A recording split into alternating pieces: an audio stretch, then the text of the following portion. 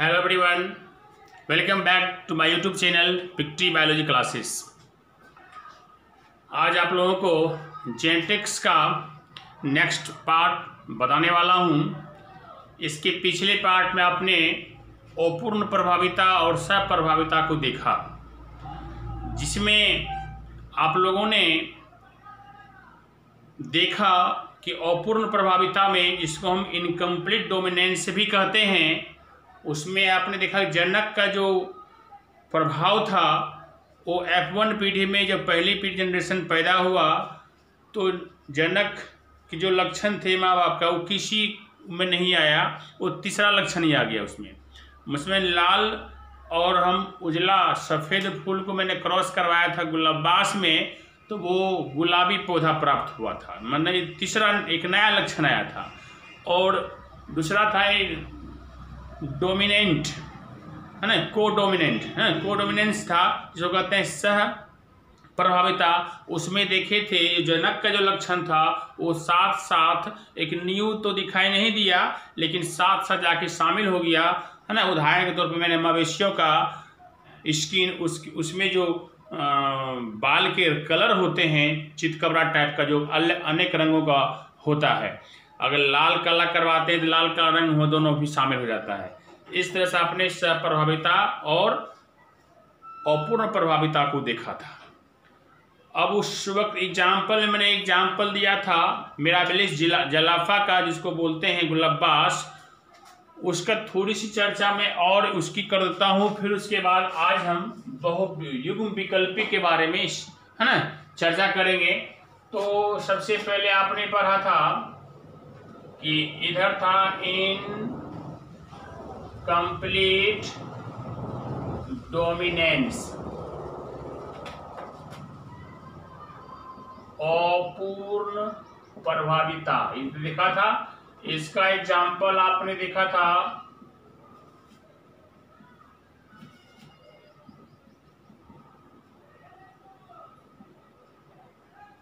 गुलाबास, इसको बोलते हैं मिराबिलिस जलाफा। और इसके एक नाम और हैं, इसको हम 4 o'clock भी बोलते हैं। बड़ी गजब का नाम आप लोग सुने तो बड़े आश्चर्य लगा होगा कि ये फूल का जो नाम है 4 o'clock भी है ना। इसको 4 बजिया ना फ्लावर के नाम से भी जानते हैं। क्यों? क्योंकि ये 4 बजे ये खिलता है ना। ये हमारे आसपास भी पाया जाता है, ठीक है। तो आप आराम से देख सकते हो। मैं आपको क्लास में जब ओपन होगा, लॉकडाउन खत्म होने के बाद जब क्लास चालू होगा, तो मैं आपको इसका तस्वीर दिखाऊंगा, है ना। या नहीं, आप लोग घर में भी देख लो। मिराबिलिस जलाफा डालोगे तो ऑटोमेटिक आपका आ जाएगा और आपको तब मालूम चलेगा कि हमारे आसपास ये तो फ्लावर हैं, ठीक है।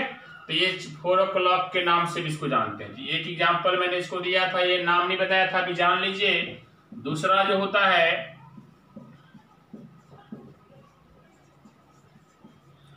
स्नैपड्रैगन,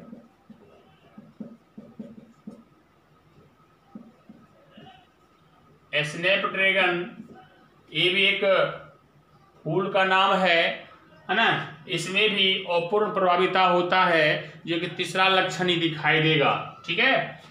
और इसको एक और नाम इसका है डॉग फ्लावर, है ना। फिर एक नया नाम आ गया कि डॉग फ्लावर। स्नैपड्रैगन को डॉग फ्लावर क्यों कहते हैं? जब इसको फूल को आप पकड़ेंगे, फूल के बीच भाग को जब पुश करेंगे आप, तो ये कुत्ता की तरह मुंह ऐसे कर देगा, ठीक है। तो आप देखोगे तो आश्चर्य करोगे, है ना। इसीलिए इसको हम डॉग फ्लावर के नाम से भी जानते हैं, ठीक है। ये आपका जो एग्जाम्पल हुआ, इस तरह से आप देख सकते हो, है ना। एक और एग्जाम्पल आपको आएगा,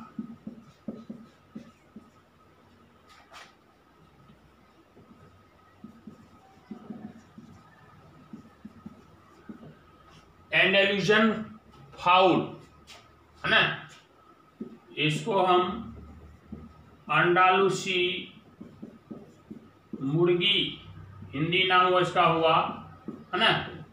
इसमें भी क्या, ये फ्लावर नहीं है, ये है ना जंतु है, ठीक है।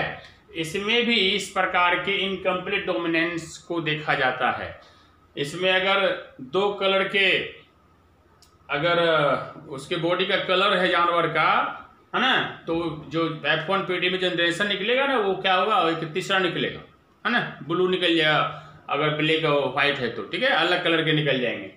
तो इसमें भी मीन्स अगर इनकम्प्लीट डोमिनेंस अगर आपको एग्जाम्पल बताए तो पूछा जाए तो आप मिराबिलिस जलापा बोलेंगे, 4 o'clock उसको कह सकते हैं, डॉग फ्लावर कह सकते हैं, जिसको स्नैपड्रैगन भी बोलते हैं हिंदी में, हिंदी इंग्लिश दोनों नाम है। और उसके बाद है एंडालुसियन फाउल, ये अंडालुसी मुर्गी है, ठीक है। अब हम बहुयुग्म विकल्पी देखते हैं। सबसे पहले इसकी परिभाषा देखें। परिभाषा के रूप में जैसा कि नाम है बहुयुग्म विकल्पी, यहाँ पे जीन एलील है ना, एलील होता है यहाँ पे, बहुयुग्म, बहु नहीं मल्टी। तो यहाँ पे कोई लक्षण जो होता है इसमें भी 2 से अधिक लक्षण इंगेज होगा, ठीक है। तो हम परिभाषा लिख सकते हैं यहाँ पे, किसी लक्षण के वंशागति का नियंत्रण जब 2 से अधिक जीनों या अलीलों के द्वारा होता है, तब यह विधि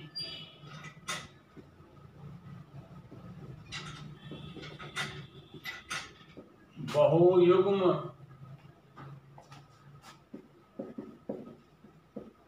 विकल्पी या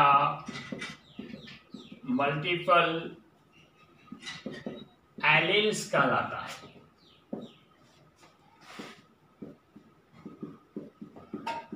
इसमें भी क्या है, 2 से अधिक जीन या एलील के द्वारा ये जब होगा तो ये भी मल्टीपल जीन एलील्स कहलाएगा। तो इसका एग्जाम्पल जो है, मानव का ABO ब्लड ग्रुप। अब मानव में जो है ABO, इसी 3 लेटर से जो है, इसी ग्रुप से बाकी सारे ब्लड ग्रुप बनते हैं। तो आप देखिए इसको डिटेल्स थोड़ा पढ़ें। तो सबसे पहले ये I जो है एक जीन है ना, I सिंबॉलिक रूप में जीन है ना। और उसके बाद 3 एलील्स है, और यहाँ पे है ये जो ब्लड ग्रुप होता है इसमें 3 जो है एलील्स इसमें हैं। तो कौन कौन एलील्स हैं, तो एक एलील्स आपके हो गए IA है ना, जीन पर एक एलील यहाँ है A, फिर है दूसरा और तीसरा है O।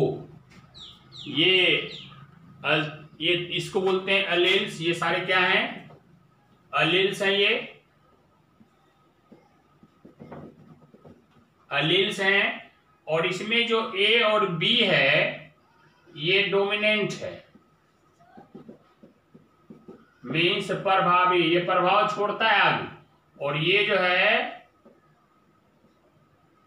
अप्रभावी है ना, ये क्या है, अप्रभावी है। आयु जो है अप्रभावी है, इसको बोलते हैं रिसेसिव, है ना, क्या बोलते इसको, रिसेसिव। अब 3, चूंकि 2 प्रभावी यहाँ पे है, तो जो प्रभावी मीन्स क्या, डोमिनेंट है, तो इसका आगे लक्षण उसका आ जाएगा, प्रभावित होगा। अब इस चूंकि इसमें जो है ये 3 एलील्स हैं और 2 प्रभावी हैं, इसलिए क्या हो गया, जीनोटाइपिक फेनोटाइपिक अनुपात भी इसका निकलेगा। तो ब्लड ग्रुप का संयोजन कैसे होता है, ब्लड ग्रुप कितने तरह से हो सकता है, कितना होता है, इसके 11 में भी आप लोगों ने पढ़ा होगा, है ना। अभी मैं चर्चा ऐसा करता हूं कि ये 3 एलील्स जो होते हैं इसीलिए इसके संयोजन जो होता है 6 संयोजन बनता है इसका। तो देखिए आप यहाँ पे समझिए, इधर हम कर सकते हैं क्रम संख्या कर दीजिए, इधर संयोजन कर दीजिए,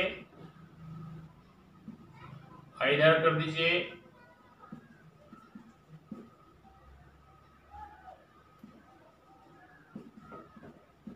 ब्लड ग्रुप। अब देखिए नंबर 1 में अब इसको क्रॉस करना है आपको, ये इससे इससे, फिर इससे फिर इससे 1 बाय 1 कर करिए। जैसे मान लीजिए IA, आप फिर क्रॉस करके ये जनक के रूप में लेंगे तो रिजल्ट क्या क्या ब्लड ग्रुप क्या क्या बनेगा, IA क्रॉस IA। तो ब्लड ग्रुप जब भी बनेगा वो A बनेगा, ठीक है। दूसरा अब IA हो गया, फिर IB करिए, IA क्रॉस IB, तो ब्लड ग्रुप क्या बनेगा, AB। क्यों? क्योंकि AB प्रभावी है, A प्रभावी है, A आ गया, B प्रभावी तो B आ गया। और तीसरा अब देखिए यहाँ पे ये इससे हो गया, ये खुद से हो गया, फिर इससे आ गया, फिर ये इससे आएगा, तो IA क्रॉस IO, तो क्या वो ये प्रभावी नहीं है, इधर से C में दुबका हुआ है, A आएगा, तो एक ब्लड ग्रुप हो जाएगा। 4 अगर यहाँ पे फिर आप करते हैं B से, B को B से, IB मल्टीप्लाई IB, तो ये ब्लड ग्रुप क्या हो जाएगा, B हो जाएगा। फिर उसके बाद IB क्रॉस IO, ब्लड क्या होगा, B हो जाएगा। फिर छठा IO क्रॉस IO, तो क्या यहाँ आ जाएगा, ब्लड ग्रुप O। तो आपने क्या देखा, ये जो 6 आए ये है ना जीनोटाइपिक के रूप में ये आता है ना। 6 क्यों आता है 6? क्योंकि ये 3 एलील्स है ना, जिसमें 2 प्रभावी हैं, है ना, तो उससे 3 दूनी 6 बनता है। आगे देखिए यहाँ पे, और ब्लड ग्रुप जो कितना है, ये इतने हो सकते हैं ना, इस स्थिति में ऐसा होता है, लेकिन मुख्य रूप से ब्लड ग्रुप 4 ही होता है। कौन कौन बनेगा blood group, A blood group होता है, B होता है, AB होता है और O होता है ना। तो ये क्या हो गया, अनुपात के रूप में इसी को, है ना, इसी को हम अगर मल्टीपल एलील्स का अगर हम फिनोटाइपिक अनुपात पूछें, हाँ फिनोटाइपिक अनुपात जो है ये आपको आएगा, है ना, AB O। और जियोटाइपिक की बात करें तो ये आएगा, ये इतना सारा देना है जियोटाइपिक अनुपात, ये वाला आपका 6 जो हो गया, ठीक है। अब इसमें से रेशियो हो जाएगा, ये जियोटाइपिक अनुपात 6 कैसे निकलता है, आप यहां ध्यान देंगे। पहले इसकी परिभाषा मैं आपको मिटा देता हूं।